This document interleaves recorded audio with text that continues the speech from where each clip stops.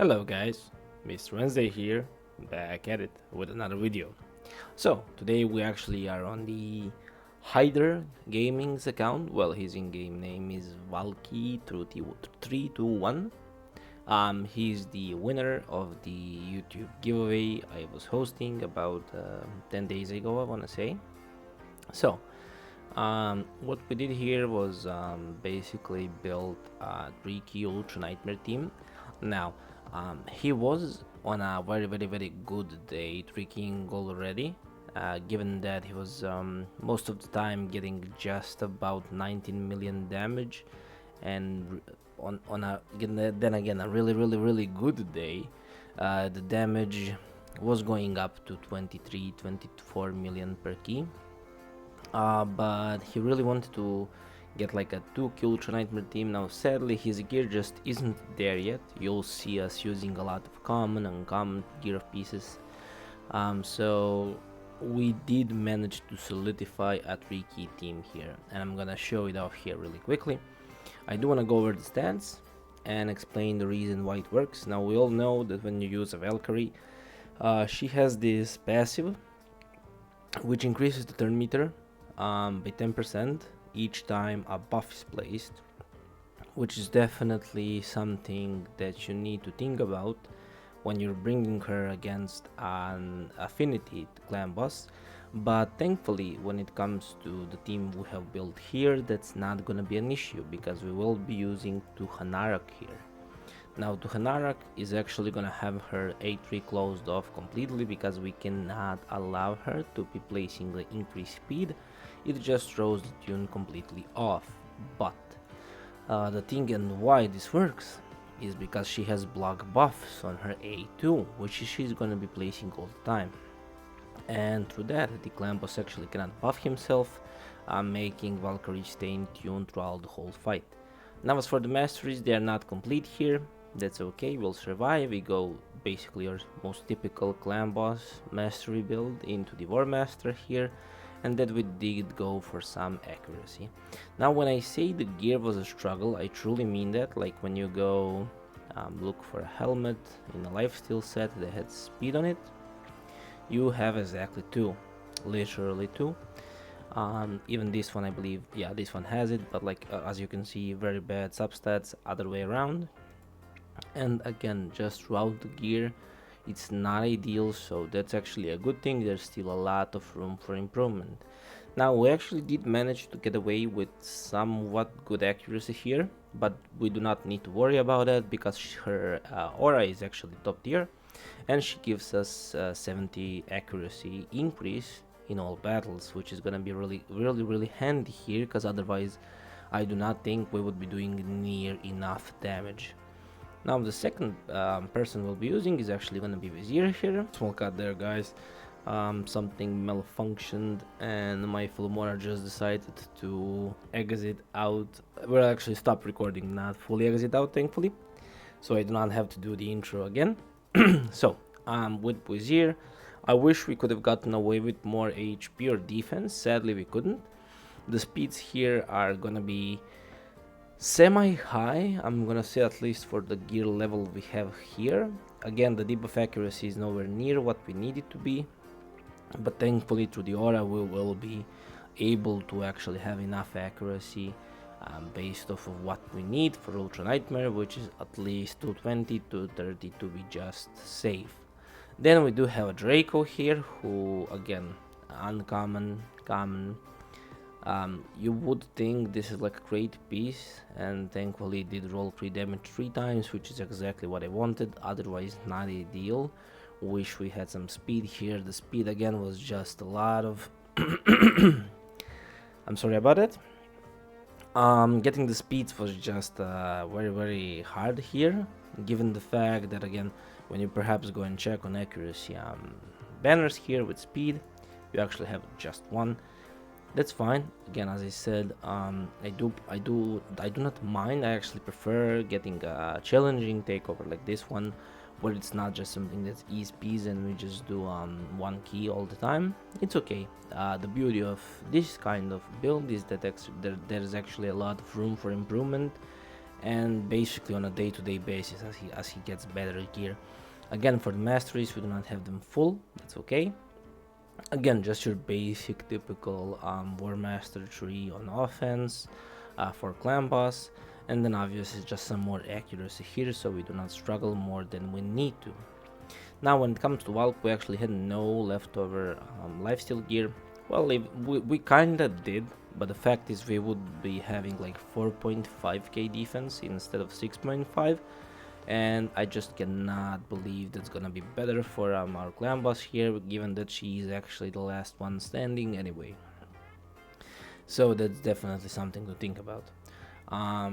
There's not, I mean, it would be even better if we could have gotten her into lifesteal, or at least perhaps like one immortal set or something, just to give her a bit of healing, so she survives perhaps like a turn or two more. You'll see in the end she's 2 out of the 3 times I was running the comp, she was the last one standing, so perhaps we could have gotten like 500k more damage or something, but like nothing insane. And then obviously you do not need accuracy on her, at least not for clan boss, and it actually covers the 4 champions we have. And then the final one is gonna be the Skull Crusher here, who is in a lifesteal set, which is very nice given how much of damage he's gonna be soaking up. Now the fact is, he is fully booked. I do want to mention that Vizier isn't. Yeah, he's not booked at all. And for Draco, Draco is actually not booked at all either. So just through booking of Draco and Vizier, again, will increase our damage by quite a bit. So, without further ado, actually, I do just really quickly want to show off the masteries here. Again, these are not ideal.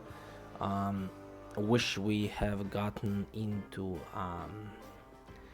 the defense tree here, but I believe it was actually it's a free one. I for some reason thought it was with gems, gem reset, and I did not wanna waste my client's gem. He's really free to play, so I really hate like wasting people's gems when there's no need.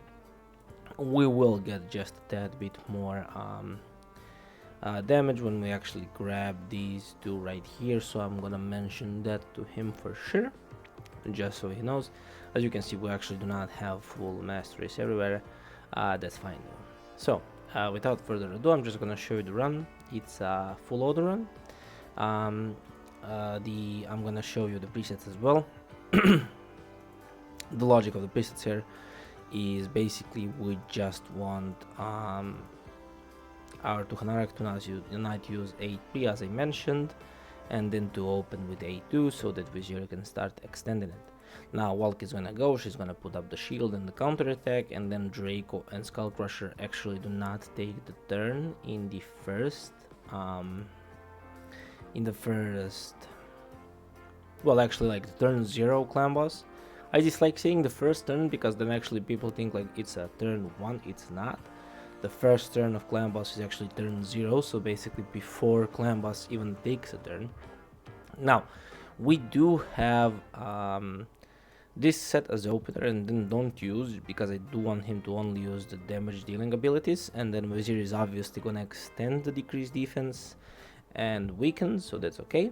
And then Skull Crusher is gonna come in actually after the clan boss's first turn, and and he's going to put the ally protection and another counter attack on us, so we actually are ally protected throughout the AoE too.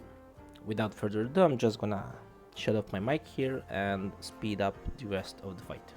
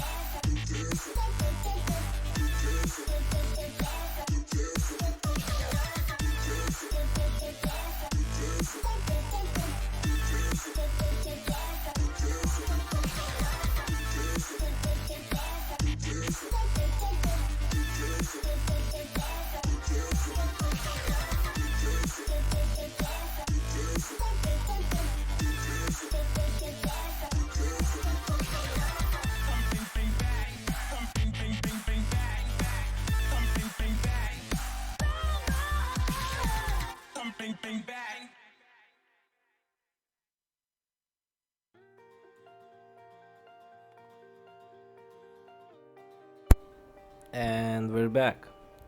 Actually, this was probably the worst RNG run we've had today. I tested 3 keys here.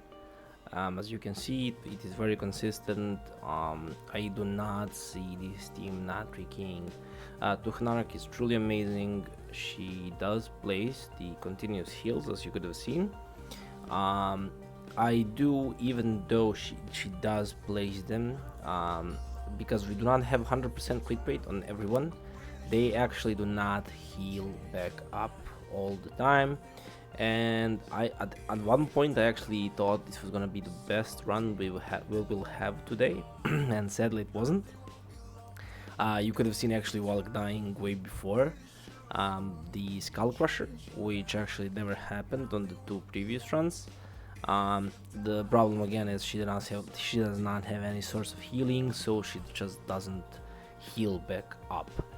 But yeah, the fact is, after booking of everybody, the damage will go up a bit more as well. As you could have seen, a lot of them aren't booked. The gear isn't insane, at least not yet.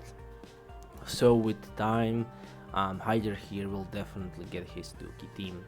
And without further ado, I just want to thank you all for watching the video, first of all. And then second of all, if perhaps you wanna enter one of these giveaways yourself, there's a Discord link in my description, basically, of all my videos, to my Discord server, where I host the giveaways basically weekly. And you just go there, click one button, and perhaps you win one for yourself. It does not have to be a clan boss takeover. You can ask for perhaps dungeons, or maybe arena, or something completely different. It's all up to you. All my services are also listed there, so you can go check them out. And after you decide, okay, I wanna do a free takeover for this one here, just DM me, tell me what you want done, and we'll discuss it. So thank you all again for stopping by and for subscribing to the channel. It truly means a lot to me. And until the next video, Mr. Wednesday signing out.